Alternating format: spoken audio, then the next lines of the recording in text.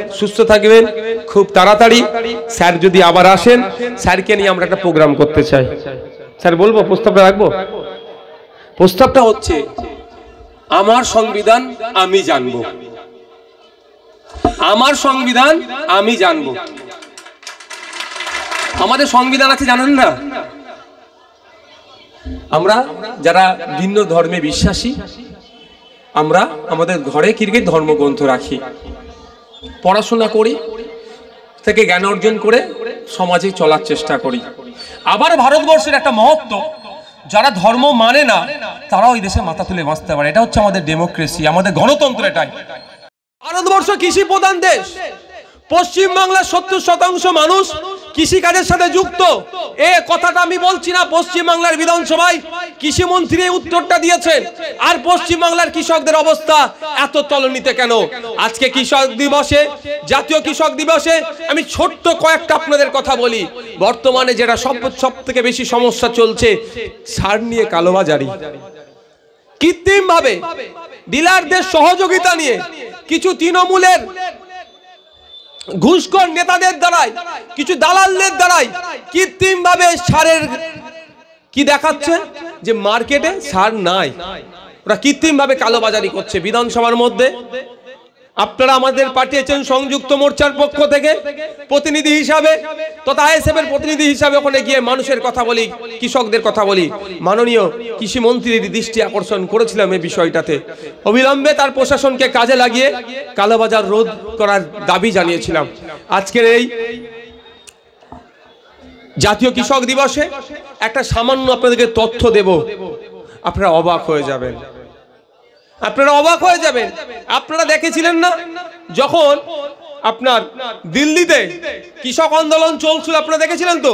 কৃষকরা মার্সিডিজ গাড়ি নিয়ে এসেছিল, বিএমডব্লিউ নিয়ে এসেছিল, লাক্সারি গাড়ি নিয়ে এসেছিল, দেখেছিলেন? অনেকে যারা ওই বিজেপির মতদর্শে বিশ্বাসী, ওদের মতদর্শে তারা অনেকে খিল্লি করেছিল যে কৃষকরা কিভাবে মার্সিডিজ নিয়ে ঘোরে।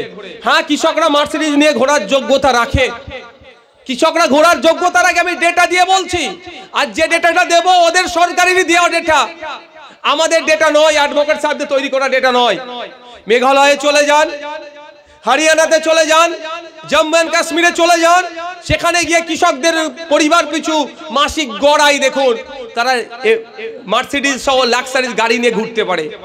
মেঘালয়ে মাত্র 313 হেক্টর জমি আছে, মাত্র 313 হেক্টর জমি মেঘালয়ে আছে। সেখানকার কৃষকদের পরিবার পিছু মাসিক গড়াই কত জানে? এখানকার একটা সরকারি স্কুলের টিচারের নেয় প্রায় 30,000 টাকা মাস গেলে তারা ইনকাম করে। আর আমাদের পশ্চিমবাংলায় চলে আসুন, যেখানে পশ্চিমবাংলার অর্থনীতির চাকাটা যাদের জন্য সচল আছে, সেই আমার কৃষক পরিবারের সন্তানগুলোর জন্য পশ্চিমবাংলার 70% মানুষ কৃষিকাজের সাথে যুক্ত। আর এখানে আমাদের কৃষকদের এত দুর্দশা, কি হচ্ছে আমাদের, কি হচ্ছে আমাদের? খোঁজ নিয়ে দেখুন তো আমাদের মাসিক গড়াই কত। আমি কদিন আগে প্রশ্ন করেছিলাম 2022-23 অর্থবর্ষের নিরিখে পশ্চিমবাংলার কৃষকদের পরিবার পিছু মাসিক গড়াই কত। মাননীয় মন্ত্রী মহাশয় আমার কিন্তু উত্তরটা তিনি যথাযথ দেননি। আমি আপনাদের দিয়ে রাখছি, 2021-22 কথা বলছি। 2021-22 তথ্য বলছে পশ্চিমবাংলার কৃষকদের মাসিক গড়াই হচ্ছে 7,000 টাকার নিচে। বুঝতে পারছেন না? 7,000 টাকার নিচে। আর যেখানে এখানে আর চাষযোগ্য জমি কত আছে জানেন? প্রায় 88 লক্ষ হেক্টর জমি পশ্চিমবাংলাতে যারা চাষবাস হয়, আর 313 হেক্টর মাত্র মেঘালয়ে। সেখানে কত ডিফারেন্সটা কেন? সেখানে প্রায় 30,000, এখানে 7,000-এর নিচে কেন? ডিফারেন্সটা অনেক ব্যাপার আছে। 2-3টে বিষয় বলবো, সময় স্বল্প। প্রথম হচ্ছে আমরা কাদেরকে নির্বাচিত করে আইনসভার মধ্যে পাঠাচ্ছি। ফার্স্ট এখানে ডিফারেন্স। আমরা কাকে পাঠাচ্ছি? যার মানুষ সম্পর্কে শ্রেণী বন্ধু তারা নয়, তারা শ্রেণী শত্রু বলে মনে করি যারা, তাদেরকে পাঠাচ্ছি। কাদেরকে আইনসভার মধ্যে পাঠাচ্ছি? তারা গিয়ে ওখানে টিকটক ভিডিও করছে, তারা সেলফি নিচ্ছে, এই কাজে তারা ব্যস্ত। আর আমরা যদি প্রকৃত মানব বন্ধুকে যদি পাঠাতাম, শ্রেণী বন্ধুদেরকে যদি পাঠাতাম, কৃষক বন্ধুদেরকে যদি পাঠাতাম, সে বিধানসভার মধ্যে গিয়ে বলতো যে আমাদের রাজ্যের কৃষকদেরকে বিজ্ঞানসম্মতভাবে চাষ করার ট্রেনিং দেওয়া হোক। আমরা সকলে জানি সারা ভারতবর্ষ সহ পশ্চিমবাংলাও তার বাইরে নয়, প্রতিনিয়ত চাষযোগ্য জমি কমছে। কিন্তু এই স্বল্প জমিতে বেশি উৎপাদন কিভাবে করবে, উৎপাদন করে কিভাবে কিছু অর্থ উপার্জন করবে, তার ব্যবস্থা এরা নিচ্ছে না। বিজ্ঞানসম্মতভাবে কৃষকদেরকে চাষের জায়গা দেখাচ্ছে না। দ্বিতীয় কি হচ্ছে, বিজ্ঞানসম্মতভাবে না চাষ করার ফলে কি সমস্যা হচ্ছে শুনুন। আমি একটা মাছ চাষ যারা করে তাদের একটা উদাহরণ দেওয়ার জন্য বলি, তাহলে আরো সহজ হবে। আমরা যারা স্বাভাবিকভাবে আমিও জানতাম একটা যদি ঘেড়িতে 10 কিলো মাছ থাকে তাহলে 10 কিলো মাছেরই খাবার দিতে হবে, এটা স্বাভাবিকভাবে আমরা জানবো। বা অনেক সময় 15 কিলো খাবার দিয়ে দেবো যাতে মাছ খেয়ে বড় হয়। কিন্তু বিজ্ঞান, মেডিকেল সায়েন্স বলছে, বিজ্ঞানসম্মতভাবে যদি সায়েন্স বলছে যদি বিজ্ঞানসম্মতভাবে আপনি চাষ করতে চান, 10 কিলো মাছ থাকলে 2 কিলো মাছের খাবার দিতে বলছে, তাহলে মাছটা দ্রুত বাড়বে। ফলে আমার কি দুটো ক্ষতি হচ্ছে, 10 কিলো মাছ থাকলে আমি 15 কিলো খাবারের দিচ্ছি, 13 কিলো খাবারের দামটা আমাকে দিতে হচ্ছে, আমার 13 কিলো খাবারের দামটা বিফলে যাচ্ছে। আর একটা কি হচ্ছে, অতিরিক্ত খাবার দেওয়ার ফলে অনেক সময় দেখবেন পানি নষ্ট হয়ে যে মাছ মারা যাচ্ছে, তাহলে ক্ষতিগ্রস্ত কারা হচ্ছে, মৎস্য চাষিরা। আর যদি আপনাকে আমাকে বিজ্ঞানসম্মতভাবে ট্রেনিং দিয়ে চাষ করা হতো, তাহলে ওই 13 কিলো সারের খাবারের দামটা আমি বাঁচাতে পারতাম, তাহলে 7,000 টাকা যে মাস গেলে ইনকাম করছে এটা বাড়তো, টাকাটা আমার বেঁচে থাকতো। তো এগুলো হচ্ছে সিস্টেম, এগুলো করে না। কারণ আমরা কাদেরকে পাঠিয়েছি, সে তোলা তুলতে ব্যস্ত। যদি পাঠাতাম ওই কৃষক পরিবারের একজন সন্তানকে, যদি পাঠাতাম ওই মৎস্যজীবী পরিবারের একজন সন্তানকে, তারা এটার দুঃখের কথা বুঝতো। বা যদি পাঠাতাম ভিন্ন পরিবার হলেও কি হবে, সমাজের প্রত্যেকটা শ্রেণীর মানুষের কথা ভাবে, মানুষের কথা ভাবে, সমাজের কথা ভাবে, রাষ্ট্রের কথা ভাবে, তাদেরকে যদি পাঠাতাম আমাদের এই দুর্দিন দেখতে হতো না। তাই বন্ধুগণ যারা উপস্থিত হয়েছেন আজকে রক্তদান মহোৎসবের সাথে সাথে জাতীয় কৃষক দিবসে কৃষকদের নিয়ে আর কয়েকটা কথা বলবো। তো আপনাদের এই আওয়াজ আপনাদেরকে তুলতে হবে। আমি পশ্চিমবাংলার বিধানসভাতে প্রশ্ন করেছি যে পশ্চিমবাংলায় আমাদের ভাঙড়ের কৃষকের সংখ্যা কত, যে উত্তর দিয়েছে এই মুহূর্তে নাই, 70,000-এর ওপরে কৃষকের সংখ্যা বলেছে। তারপরে প্রশ্ন আমার ছিল, অনেক কটা প্রশ্নের মধ্যে আরেকটা প্রশ্ন ছিল, কজন বার্ধক্যে উপনীত হয়েছে কৃষক ওল্ড এজ পেনশন আছে। যারা কৃষক, যারা 60 বছরের ওপরে কৃষকদের বয়স হয়েছে, তারা সরকার থেকে একটা পেনশন পাবে প্রত্যেক মাসে। কত পেয়েছে সেখানে তথ্য দেখে তো আমি ভয় খেয়ে গেছিলাম। মাত্র 470 জনেরও লিস্টে নাম নেই। 70,000 টোটাল কৃষক, 70,000-এর ওপরে, আর 60 বছরের ওপরে মাত্র 470 জন কৃষক ভাতা পাচ্ছে, ওল্ড এজ পেনশন পাচ্ছে। ভাবতে পেরেছেন তাহলে গোলমেলটা কোথায় হচ্ছে? আমি আপনাদের বলে রাখি এই মঞ্চ থেকে, আমি তারপরই প্রশ্ন করেছিলাম যে আমার ভাঙড়ে এরকম হাজার হাজার কৃষক আছে যারা কৃষক ভাতা পাওয়া যোগ্য, যারা অর্থনৈতিকভাবে দুর্বল, তারা কৃষক ভাতা পাচ্ছে না, ওল্ড এজ পেনশন পাচ্ছে না, কি করতে হবে? তিনি বলেছেন অ্যাপ্লিকেশন করুক, আমরা ব্যবস্থা করব। আপনারা যারা এখানে আছেন, মাইকের আওয়াজ যাচ্ছে, মিডিয়ার মাধ্যমে জানতে পারবেন, বা আপনাদের পরিবারের যে সমস্ত কৃষকরা 60 বছরের ঊর্ধ্বে বয়স, তারা কৃষি ভাতা, কৃষক ফার্মার্স ওল্ড এজ পেনশন পাওয়ার যোগ্য, তারা অ্যাপ্লিকেশন করে আমাকে একটা রিসিভ কপি দিন। আপনাদের জন্য প্রয়োজনে মন্ত্রীর দ্বারস্থ হয়ে যাতে আপনাদের ভাতাটা, আপনাদের অধিকার ভাতা বলছি ঠিক কথা, কিন্তু অধিকার আপনারা পান, তার আমরা ব্যবস্থা করে দেব। এই দায়িত্ব আমার। আমি বিরোধী দলের বিধায়ক, আমি রাজ্যসভার এমপি। আমি যদি ভুল বলি, উনি জানেন তো, ভুলকে ভুল, ঠিককে ঠিক দেখে উনি। কে নিজের কে পরের উনি দেখেন না, ভুলকে ভুল বলেন, ঠিককে ঠিক বলেন। ওই জন্য উনাকে এত আমার ভালো লাগে, এত ভালোবাসি। যে আমার দলের লোক, অমুক দলের লোক ভুল করেছে বলে চুপ করে যাবো, ওটা ব্যাপার না। যদি আমি ভুল বলি, উনি, আমি আশা করছি এখনই কাউন্টার করবে। আমরা বিরোধী বিধায়ক, আমার কাজ কি? আমি শাসকে যদি থাকতাম এখানে, একটা আমার ভূমিকা থাকতো, বিরোধী আমারও ভূমিকা কি থাকবে? আপনাদেরকে সামনে রেখে আমি একটা, আমাদের বিমানবাবু যখন এসেছিলেন বিজয়গঞ্জ বাজারে, একটা আমি ঘোষণা করিয়েছিলাম তাকে দিয়ে, যে ক্ষমতায় আসলে আমরা এই করে দেবো। কিন্তু আমরা ক্ষমতায় আসিনি, আমরা বিরোধী দলের বিধায়ক, আমাদের কাজ কি? আমরা ভাঙড়, আমাদেরকে আপনি পাঠিয়েছেন কেন? আমাকে কি কারণে পাঠিয়েছেন? গিয়ে সেলফি তোলার জন্য এই কারণে নাকি? না টিকটক ভিডিও করার জন্য? তা তো নয়। পাঠিয়েছেন আপনাদের অভাব অভিযোগ চাওয়া পাওয়াগুলো ওখানে জানানো, ওখানে আইন তৈরি হচ্ছে, কৃষকদের জন্য কি আইন হওয়া দরকার, আরও যেগুলো আইন সবার মধ্যে পাঠানো আপনাদের ভালোর জন্য। আমি আপনাদের এলাকায় ঘুরি, মাঝে মধ্যেই অভাব অভিযোগগুলো শুনি, সেখানে গিয়ে উত্থাপন করি। আমি যদি শাসকে থাকতাম সমাধান হয়ে যেত, শাসকে নাই, যারা সমাধান করার দায়িত্ব তাদের কানের কাছে আওয়াজটা গুঁজে দিই। যেমন আমি ঘুরে দেখেছি ছেলে গোয়ালিয়া থেকে শুরু করে সোনপুরের ব্রিজ, আপনার বড়ালির ব্রিজ, আরও অনেক ব্রিজ আছে যেগুলো দুর্বল হয়েছে, যে কোনো টাইম ভেঙে পড়তে পারে, বড় দুর্ঘটনা ঘটতে পারে, ভাঙড়বাসী ক্ষতিগ্রস্ত হতে পারে। এই বিষয়ে যাতে কংক্রিটের ব্রিজ নির্মাণ হোক তার দাবি আমি ওখানে গিয়ে করেছি। এটা ডিউটি আমার, আমি পালন করেছি।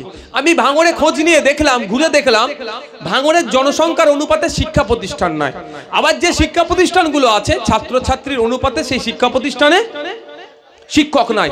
তার দাবি ওখানে করলাম যে ভাঙড়ে আর একটা কলেজ চাই, এবং যেখানে শিক্ষা প্রতিষ্ঠান নাই আপার প্রাইমারি মাধ্যমিক স্তর পর্যন্ত শিক্ষা প্রতিষ্ঠান বাড়ানো হোক, উচ্চ মাধ্যমিক পর্যন্ত শিক্ষা প্রতিষ্ঠান বাড়িয়ে, এবং যে শিক্ষা প্রতিষ্ঠানগুলোতে পর্যাপ্ত পরিমাণে শিক্ষক নয় বা অশিক্ষক কর্মী যারা আছেন সেটাকে পূরণ করা হোক। আমি আপনাদের এখানে ঘুরে দেখলাম যে ভাঙড়ে বেশ কিছু প্রতিভা সম্পন্ন প্লেয়ার আছেন, যেমন শিক্ষাতে ভাঙড় এগিয়ে আছে। আমি স্যারের উদ্দেশ্যে বলবো, স্যারকে আমি জানানোর জন্য বলছি, ভাঙড়ে 2021 সালে এমন একটা রেকর্ড করেছে, স্যারের জানানো দরকার, স্যার হয়তো জানে। আর একবার আমি রিমাইন্ড করছি যে অর্থের অভাবে নিটের কোচিং নিতে পারেনি, সে ইউটিউব দেখে দেখে নিটের কোচিং নিয়ে অল ইন্ডিয়ার র্যাঙ্কে 1947 র্যাঙ্ক করেছে এই ভাঙড়ের ভূমিপুত্র। ভাঙড়ে অনেক সাহিত্যিক আছে, কবি আছে, লেখক আছে, ভাঙড়ের অনেক ভূমিপুত্র রাজ্য স্তরের বিভিন্ন রাজ্য সরকারের কর্মচারীতে তারা আছেন। এই যেমন তাদের মেধা আছে, ঠিক একইভাবে স্পোর্টসেও অনেক প্রতিভা আছে। একজন শারীরিকভাবে বিশেষভাবে সক্ষম শাহজাহান বুলবুল, সে শুধু জাতীয় স্তরে নয় আন্তর্জাতিক স্তরে গিয়ে ভারতের হয়ে মেডেল নিয়ে এসেছে এই ভাঙড়ের ভূমিপুত্র। এই ভাঙড়ের ভূমিকন্যা পিউ ঢালি, সে রাজ্যের গণ্ডি ছাড়িয়ে জাতীয় স্তরে গিয়ে মেডেল নিয়ে এসেছে, ভাঙড়কে গর্বিত করেছে।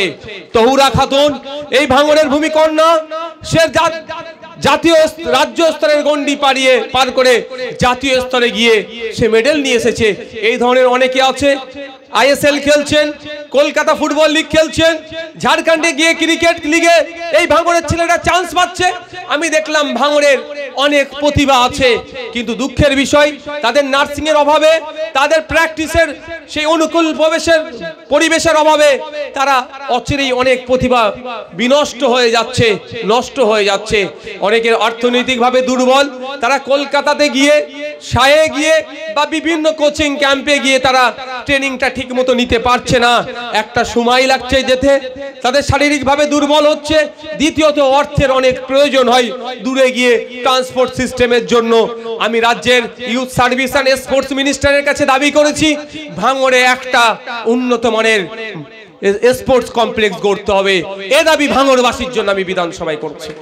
এ ধরনের একাধিক দাবি আছে, রাস্তাঘাট থেকে শুরু করে ভাঙড় 2 নম্বর ব্লকের পরিবহন ব্যবস্থা একদম প্রায় ধ্বংস হয়ে গিয়েছে, সেটা যাতে উন্নত মানের হয় তারও দাবি করেছি। আজকে আমি ওই বিষয়ে বেশি কিছু বলবো না, প্রোগ্রাম শেষের দিকে এসেছে। আপনাদের কাছে অনুরোধ করব 3টে বিষয় মাথায় রেখে আপনারা চলবেন। প্রথম কথা, শিক্ষা। শিক্ষা যদি একবেলা খেতে না পান, আপনারা উপোস থাকবেন, রোজায় থাকবেন। আপনাদের সন্তানগুলোকে উচ্চ শিক্ষায় শিক্ষিত করুন।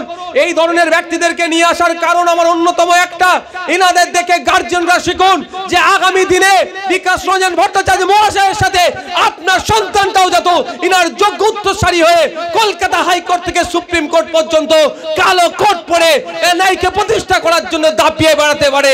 ইনাদের দেখে সেই অনুপ্রেরণা আপনাদের মধ্যে আসুক। এই জন্যই তা না, একবার নিয়ে এসেছিলাম শানপুরে কিং ফাইসাল ইউনিভার্সিটির একজন প্রফেসরকে, বিভিন্ন সময় বিভিন্ন আরো যা দুজন আমাদের আছে পাশে বারাইপুর কোর্টে তারা প্র্যাকটিস করে, হাইকোর্টও আমাদের অনেক সহযোগিতা করছে, আমার নুর ইসলাম ভাইকে, আমার মজনু ভাইকে, এনারাও আছেন, আপনারা জানেন আমাদেরকে সহযোগিতা করছে। এগুলো দেখুন, দেখে আমাদের মনের মধ্যে সেটা আনতে হবে। আমাদের ভাঙড়ে মেধা আছে, মেয়েরাকে আমরা বিপথে যেতে দেব না। একবেলা যদি খেতে না পান, খাবেন না, রোজা উপোসে থাকবেন, আপনাদের সন্তানগুলোকে উচ্চশিক্ষায় শিক্ষিত করুন। তারপরে বলছি, অর্থের অভাবে কারো সন্তানের না পড়াশোনা বন্ধ হয়ে যায়। আপনারা যদি মনে করেন অর্থের প্রয়োজন আছে বা বিভিন্ন গাইডের প্রয়োজন আছে, আপনাদের ছোট ভাই নওশাদ সিদ্দিকী আপনাদের জন্য প্রস্তুত আছে। আসুনে গিয়ে নির্দ্বিধায় আমাকে জানাবেন, আপনাদের সন্তানের পড়াশোনার দায়িত্ব আমরা তুলে নেব। শুধু এটা আইএসএফ বা সাধারণ মানুষের জন্য নয়, ভাঙড়ে যারা বোমগুলির আমদানি করে, ভাঙড়ে যারা গুলি করে বিরোধীদের কণ্ঠকে রোধ করার চেষ্টা করে, যারা নমিনেশন কেন্দ্র ঘিরে ধরে গণতন্ত্রকে হত্যা করার চেষ্টা করেছিল, যারা ভোট কেন্দ্রে গণতন্ত্রকে হত্যা করার চেষ্টা করেছিল, তাদের উদ্দেশ্য আমার বার্তা দিচ্ছি, আপনার যদি অর্থের অভাবে আপনার সন্তান বা আপনার পরিবারের কারো পড়াশোনার বন্ধ হয়ে যায়, বন্ধ করবেন না। আপনি গোপনে আমার সাথে যোগাযোগ করবেন, আপনার পরিচয় গোপন রেখে আপনার সন্তানেরও পড়াশোনার দায়িত্ব আমি বিধায়ক আমি কাঁধে তুলে নেব সবার জন্য। দ্বিতীয় কথা, সৌজন্যতার রাজনীতি করবেন, যাকে যার ভালো লাগছে ভোট দেবেন। সংবিধান 326 নম্বর ধারাতে বলেছে 18 বছরের ঊর্ধ্বে ভারতীয় নাগরিক হলেই ভোট দিতে পারবে। যাকে ইচ্ছা ভোট দেবেন, যাকে ভালো লাগবে তার দলে যাবেন, তার ঝান্ডা ধরবেন। দিনের শেষে প্রতিবেশী, এটা মাথায় রেখে রাজনীতি করবেন, মারামারি হানাহানিতে জড়িয়ে পড়বেন না।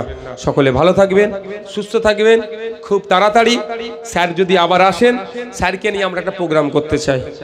স্যার বলবো, প্রস্তাবটা রাখবো। প্রস্তাবটা হচ্ছে, আমার সংবিধান আমি জানবো, আমার সংবিধান আমি জানবো। আমাদের সংবিধান আছে জানেন না? আমরা যারা ভিন্ন ধর্মে বিশ্বাসী, আমরা আমাদের ঘরে কি ধর্মগ্রন্থ রাখি, পড়াশোনা করি, থেকে জ্ঞান অর্জন করে সমাজে চলার চেষ্টা করি।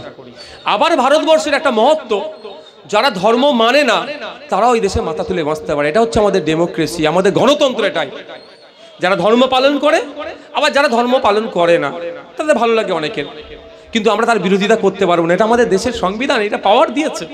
যেটা বলছিলাম, আমরা ধর্মগ্রন্থ বাড়িতে রাখি, যার যে বিভিন্ন ধর্মগ্রন্থ আছে। আমি আপনাদের কাছে অনুরোধ করব, ধর্মগ্রন্থ বাড়িতে রেখে যেমন মাঝে মধ্যে